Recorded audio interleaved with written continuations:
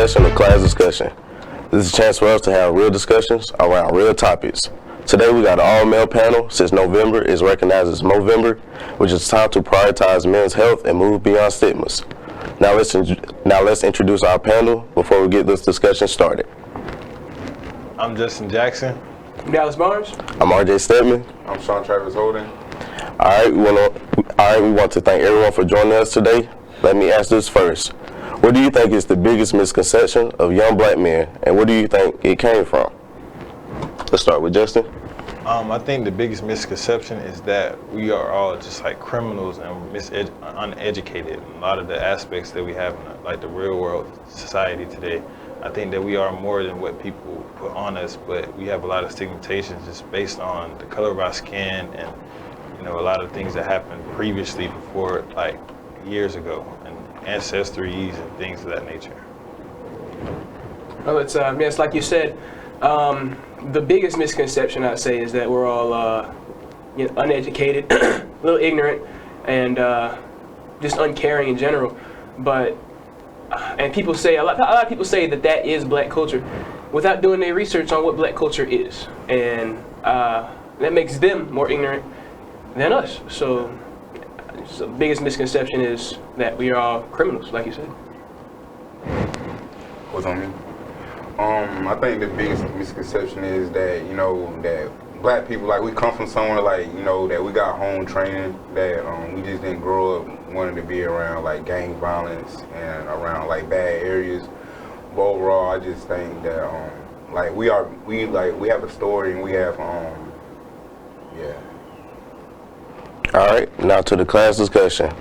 One of the recurring perceptions of lack of matriculation in society by black men is due to the absence of a father in the home or male role model. What are your thoughts? My thoughts on that is that it's like so untrue, because I was raised in a household with my father, and I'm pretty sure a lot of other ones on this panel have their fathers in their lives too. And I mean, it's just the notion that the fathers are not, I guess, doing their male roles, or that since we don't have father figures in our lives, we turn to the streets, or that we do other things in that aspect to search for the missing piece that fathers lack in our lives. It's become something of a stereotype that every black man is a bastard child and every black man has a bastard child. And that is simply not true, because we know that black fathers are generally the most invested in their kids' lives. And there was a school, and I think it was somewhere in Michigan, and they had a bunch of fathers coming in from the neighborhood for a bunch of kids who didn't have a lot of role models. And most of those people were black that came in trying to help the kids, trying to give them positive role models. So I think black men are some of the most positive role models that we have in society, but through just the stereotypes and just stuff being spread around, it's just become a stereotype. Sure. Yeah, to piggyback up on what y'all said, I didn't grow up with my father in the household. I grew up around my women, like around strong-minded women. So I can't really say. I just knew I grew up with like an absence of like having a provider there, somebody I could look up to, other than just women. So I had to like just really become my own man and take my own steps. So I was going into a path where like nobody in my like first gen, you know what I'm saying? So I had to find out what I really wanted to do, and that just kind of gave me motivation just being around my family, because I had thought greater outside my circumstances. Did you have a male role model presence? Not really. I say like I had some coaches that came in my life, that just teach me about the fundamentals, but not necessarily like somebody I could like. I wanted to be like him when I grew up. It was like a mixed match of people. You know what I'm saying? Yes, sir. Yes, sir. Recently in the news, we saw where Dallas Cowboys defensive end Marshawn Kneeling killed himself by a self-inflicted gunshot wound. We don't know why he chose to tragically end his life. Here's what we do know. Black men sometimes have a pressure to perform on the field or in the classroom, or just in life, period. Did any of you relate to this statement? Yes. Going back to the first gen topic, I always feel like I just had to have like like my education come first. Like no matter what I was going through or like going through grieving, I feel like I always had to have good grades because like nobody in my family went to college, and I just feel like that's very important for black people today. You know what I'm saying? Just because you gotta have that just for they to look at you a certain way. So I always just say that like that's the most important thing. Yeah, I can agree and piggyback off what he says. Me being an athlete, I can really relate to the stigmatization of like the pressure to perform because like everybody's expecting you to have these high expectations, especially like when you come into college, they think that you're supposed to be the superstar, or even yourself, like when you come into college or whenever you go to the next level, you always have this perception that you're just going to be that main person, and then it's a lot of pressure to perform, and when you don't meet those expectations, it's a lot of things that go wrong in like your life, and you feel like that you're just not equating to what you should be, or you're not the person that you should be. In the classroom, I can kind of say that I always put a high expectation on myself. I don't think it's necessarily the other people's stigmatizations on me, but yeah. There was a former football player, former NFL player recently. I'm not thinking of his, I know his face, I'm not thinking of him now. But he recently went viral recently. He was on somebody's podcast, and he went off on the league today. He said, I caught passes in the midst of pain.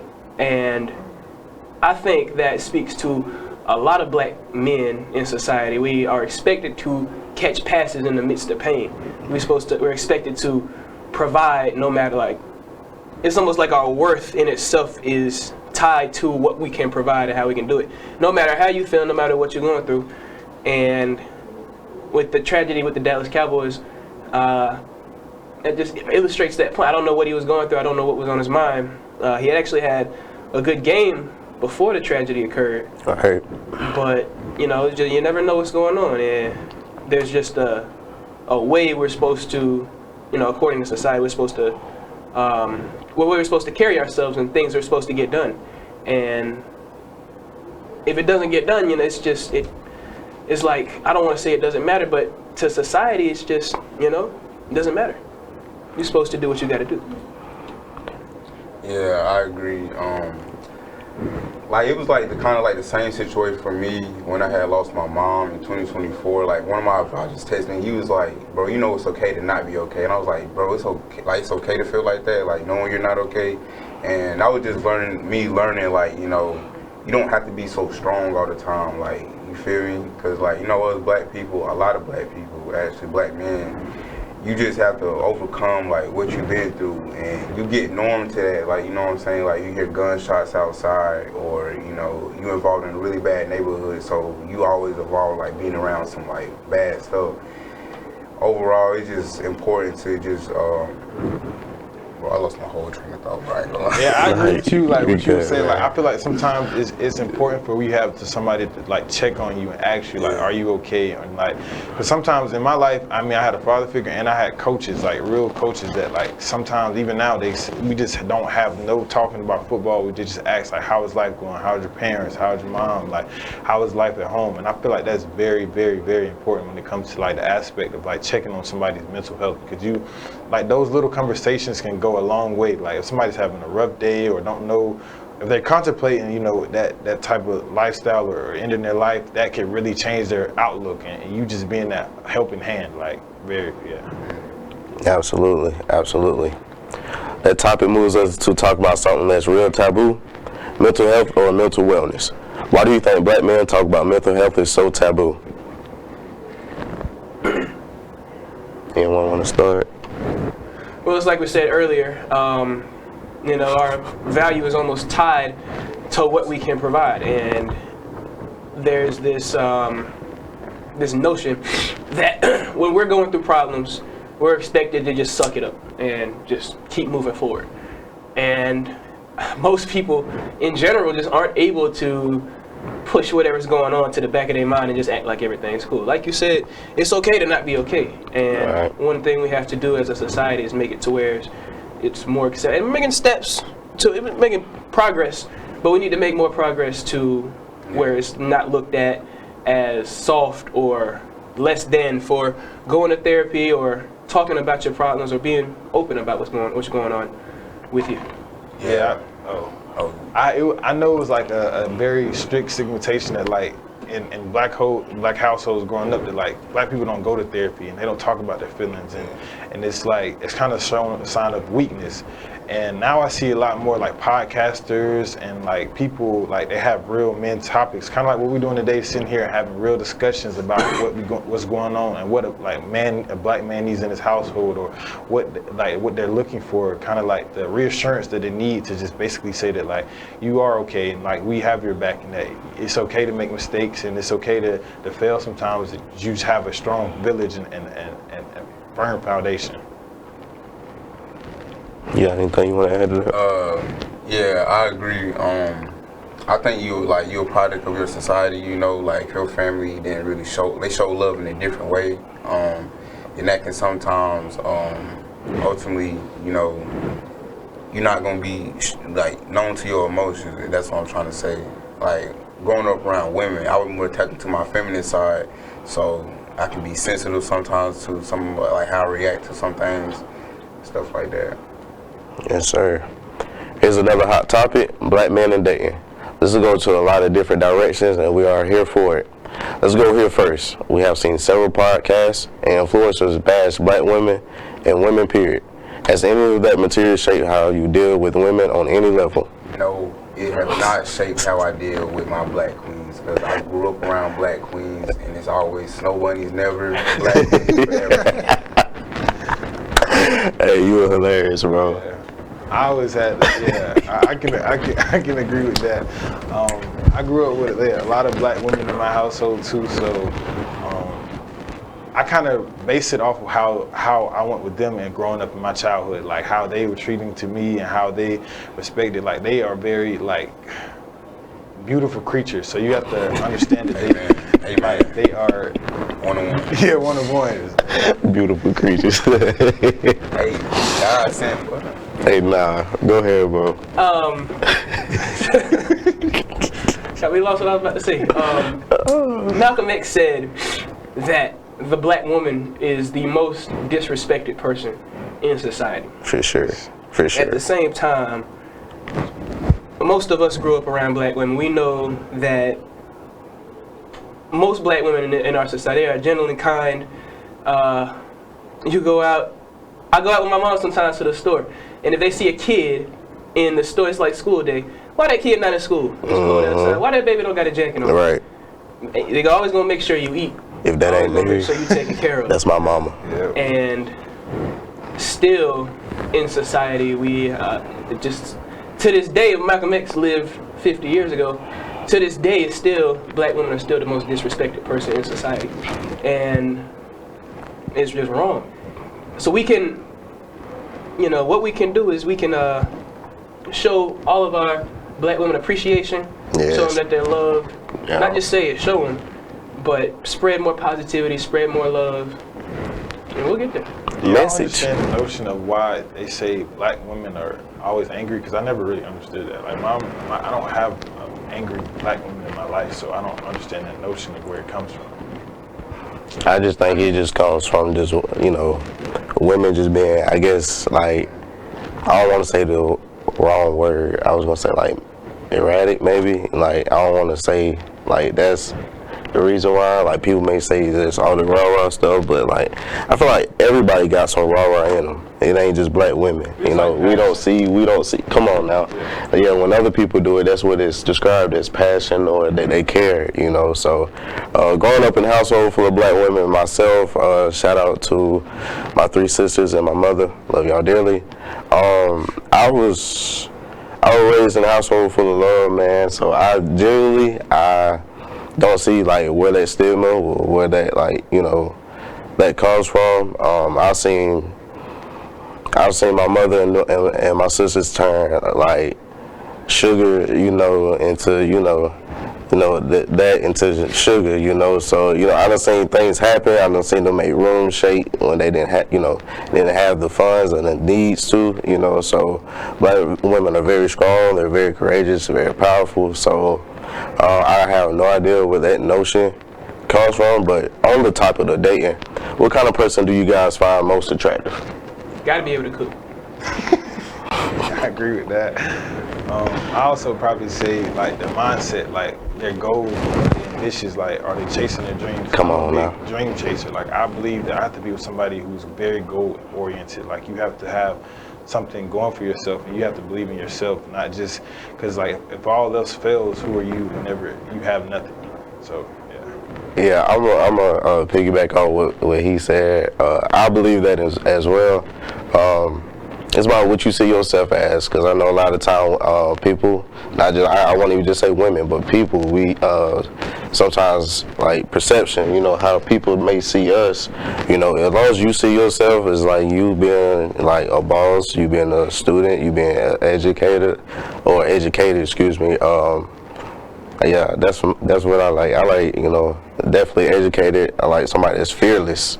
Like, you know what I'm saying, fearless. You gotta go get that. You feel me? So, and a hustler. Like you got, you can't.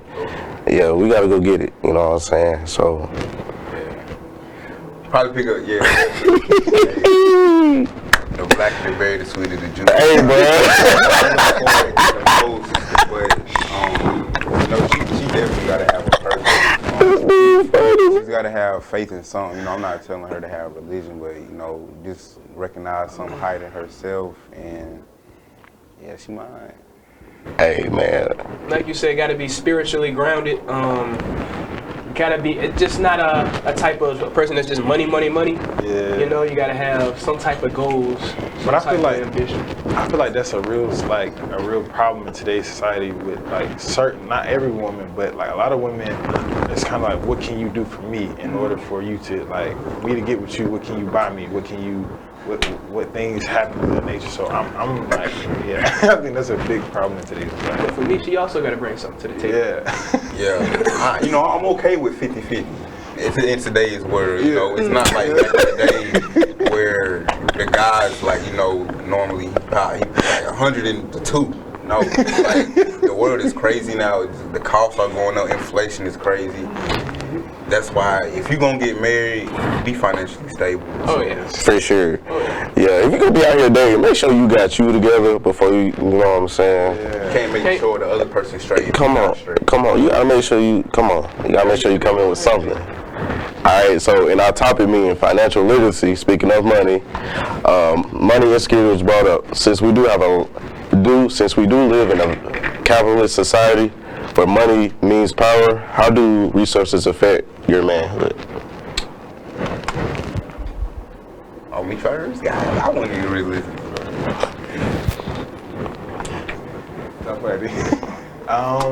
I think financial literacy is a big form. Like for me, I struggle with like my spending habits like a lot. It's pretty bad. I really never had like my dad, even though he's in my life, he never really sat down and talked to me about the importance of like where to spend your money and how to spend your money and what things to set aside for like savings and things of that nature. So now I'm trying to balance it out as I'm getting older, trying to see like what I need to spend my money on, what I don't need to spend my money on, where I can go, where I can't go. I just think that's a big problem for me in that aspect right now. So yeah. Me personally, growing up, I was never money insecure. I will spend the heck out of some money though, but I mean, I feel like I have the tools to just go on, and just in life in general, I feel like I have the tools to be not ever have to worry about doing too bad. But like I said earlier, I feel a lot of our black man's manhood is tied to what he can provide. So a lot of times, and this happens every day, but excuse me. You're good, man. It happens every day, where if the money dries up or the job lost or this, that, the third is lost, the woman leaves the man. And you know you have a good woman when you can lose a job, you can lose something in the market or whatever, it's just still stand by you. That's when you know you found a good woman. But just in general, that's how I see it. With 50 Cent saying 21 questions, if I fell off tomorrow, would you still love me? You know? It's real. But I'm gonna be honest, it's hard to be like It's a lot. I say it was a lot easier back in the day to be a little more financial, like free. Yeah. The cost of living and things of that sort was way different to what we are dealing with now. I need to be way better. I think we all could be better at saving money, but it's hard to save money when you're like, low key like It costs $5. come on, we supporting ourselves, so it's like, yeah, I gotta handle this, but the bills ain't stopping for nobody, so we gotta take care of what we need to take care of. But yeah, I think that's definitely how it affects. I mean, if you ain't got nobody like that actually teach you how to save money, like I know how to save money, it just like it gets to a situation where sometimes it just be like, I really want to. I gotta handle this, so I'm in a position not to even like, you know what I'm saying? So like that's why y'all see your boy have about 6-7 different jobs, cause it's like, come on now, we gotta, you know what I'm saying? We gotta do something, man. Gotta make it shake. Got to. All right, so we're gonna move on to our next topic. What role, if any, does religion or spirituality play in your lives? To me, religion plays a big role in my life. I'm a Christian man. I was raised on Christian morals. My grandma used to take me to church every Sunday. I mean, I still try to go whenever I get the opportunity to go. But I think it really helps me in my mental space a lot too. I think that praying sometimes can answer a lot of the questions and your doubts in your minds when you have mental errors or you feel like you have mental fallbacks. So yeah. I grew up in the church. Sunday mornings, we all get in the car, play, the gospel station whole way there, get to the parking lot, cut the radio off as soon as we could pull in the parking lot and all that. The whole works. As an adult, I feel like I could probably read the Bible a little more, probably read some scripture some more, pray a little bit more often. I try to pray every day, but I could do it, just more in general. Going to church,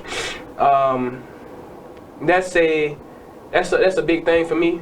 Sometimes, I feel like, okay, skip church this time. Sometimes I feel like I really need to go to church, but I don't feel like you need to go to church to have a relationship with God. All right. And it's just a very big part of who I am. And whenever I have moral conflicts, I try to look back at, okay, well, what does God have to say about this? What does the Bible have to say about this? Or what go to church, what the preacher talking about today? Maybe I can apply that to my life. Yeah. Yeah, I agree with Dallas. Like, I grew up in like the Christian Baptist church with my family, but being older now, I definitely feel like I have a stronger connection with God when I'm just in my one-on-one space with Him. You know what I'm saying?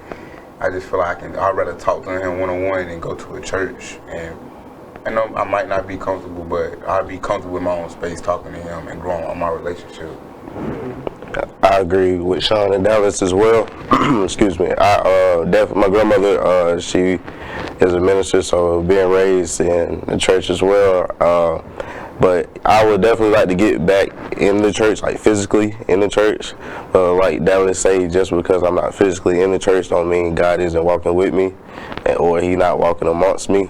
So I always tap into, the church got like the little live streams now, so I always, it be those Sundays where I be needing, you need to hear that word, you know what I'm saying, especially as a man, like sometimes, and then it's crazy because that time when you listen, he literally you feel like the pastor is literally talking to you, he talking to you and you only, and there's nobody else in the congregation but you and him, and he literally just speaking to you. So those moments definitely, I miss being physically in the church, but just being so busy with everything that's going on now, not like physically able to go like how I used to. But on to the next topic. There are several organizations like fraternities and incentives like Brothers Keeper that aims to strengthen the relations between black men. What are your thoughts on how black men treat each other and how can it be improved? I feel like it's a lot of black on black crime when it comes to black men killing each other. I don't think that we're more united as opposed to other races. I feel like we're always against each other. It's like kind of like a crab in a bucket mentality. Like when somebody gets to the top, who's like it's a person trying to pull them down or trying to bring them back to the same level that they're on. They're not trying to allow that person to get to the top, and maybe that person can help me get to the top. Or like, you know, it's always us going against each other. Like we need to come more together and stop always bickering and having these notions that that person is not for me or that person is against me. Like everybody's not always against you. Like some people are actually there to try to help you. So how do y'all feel, like y'all black men? How do y'all feel when you see another black man walk past you? Like, do you think about if you gonna dap him up or not, right? I'm never not on that time, and I'm always what's up, bro? You know, we gonna. Yeah, but I'm saying, but some people, you know, they don't. Right. They walk straight. Cause I move like like that. that's what, they go to where we were just talking about. I walk with God, bro. I fear no man. Right. Like, you know what I'm saying. So and plus I'm not that individual. If you know me, you know I come with love. You know, so yeah, I'm gonna show you love. What's up, my guy? How you living? Yeah. Yeah. What's up, mate? Yeah, man. All right. Anybody else? I feel like you know, when you walk down the street, walk around campus, walk to the store, especially if you're in a primarily non-black area, I feel like it's just an unwritten rule among us. You gotta come holler at. You gotta say what's up. You gotta be or do some kind of head nod or whatever. And just the overall community, I feel like a lot of us feel like that. And just at different parts of the country, we have just these communities that are made of us, and it's really a powerful thing. How I feel. You got something you want to add? Just like the topic, we got, like, I'm part of Alpha Phi Fraternity Incorporated, and we got a program that's called Brothers Keepers, actually, and that program is meant to help out older brothers that's our seniors or, like, you know, that are, they are medically disabled, you know, that need help, so they basically, they go to them, like, show them, give them food and help them out any way that they can. Just being a brother, like, you know, they still have a family outside of just their regular family. Absolutely. Yeah. Last thing, let's do a rapid fire segment. Y'all ready? Yeah, everybody gonna get a chance to do this. Rapid fire. We're gonna go. Pew, pew, pew. Okay, all right. I don't know how that's how we're gonna do it? Yeah. All right. Black men are Strong. How? Misunderstood. misunderstood is a good one. I like that one. I'll go misunderstood. A black man need Love. God. I say love too. love. Black man need love. All right, last one. A black man want Success. Security. Oh, I was like, I'm agree with him. stability for sure. Stability, security. I like that. I like that. All right. There were so many more topics we wanted to tackle, but didn't have the time. Again, I want to thank this all-male panel for joining me. You are watching BNN's Class Discussion. Have a great day.